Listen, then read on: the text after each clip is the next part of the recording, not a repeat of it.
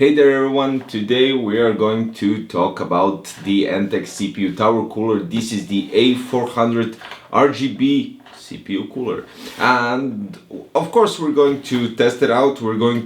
But first let's do the unboxing and check out what we have inside. Of course, I mean, it's kind of obvious. You have a cooler and you have a fan and you have the radiator and maybe some cables, thermal paste, stuff like that. But yeah, let's go into details and check everything out. So you do have a manual, it's right here. You have the bracket for 2011 socket for your Intel processors. You have the bracket for 1150X Intel socket as well. You have, these are the standoffs, screws, something ANTEC pest inspection. You have a thermal paste, and let's take out the cooler.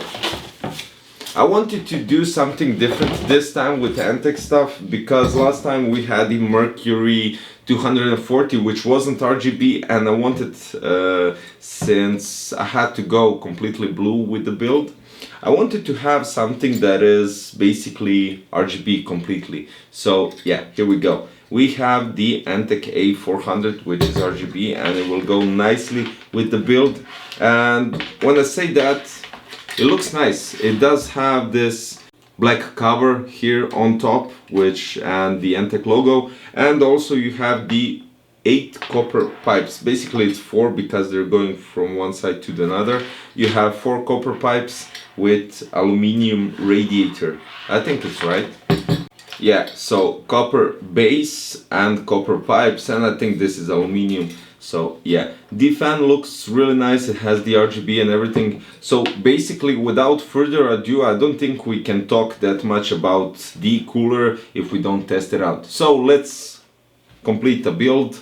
Let's put this cooler to the test.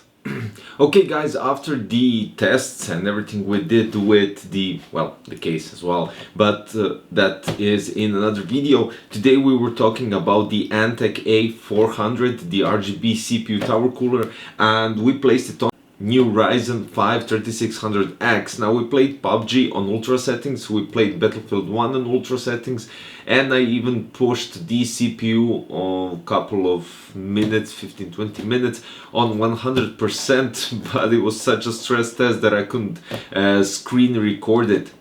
Now here's the thing, in PUBG it was around 50 to 50 something Celsius degrees, and the CPU was actually on 30-35% most of the time, and I can't conclude that as a proper way of testing. As well as Battlefield 1 was also on ultra settings, and the temperatures were around 50-60 degrees, even 62. So basically it does cool the new Ryzen pretty nice.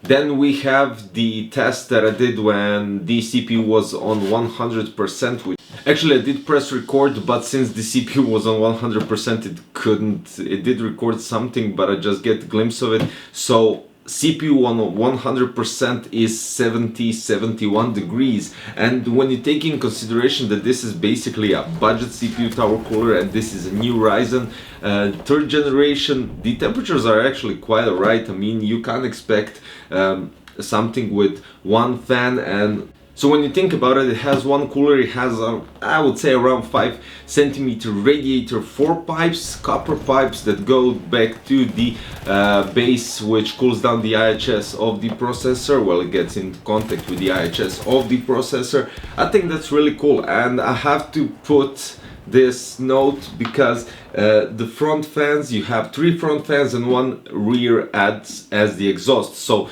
don't think that the CPU tower cooler will cool your processor without any additional fans. You do need to have an airflow, and that is very important. I get some questions on Instagram, why is my for instance CPU burning and everything, and then I ask, how many fans do you have in the case? And they say, oh, just the stock one at the back, which isn't good. You do need to have an intake, and I know some of you know this, some of you don't, but I'm just saying this so you guys know for the future that you do need an intake fans, at least two, and that will be quite alright to make a decent airflow and to help the CPU tower cooler get more fresh air. So basically, for a budget CPU tower cooler, ANTEC A400 RGB is pretty nice, and you get the RGB fan, and it's practically really nice. I mean, you have only one connection. Unfortunately, you can't control the RGB. It's constantly going RGB because you're connecting your fan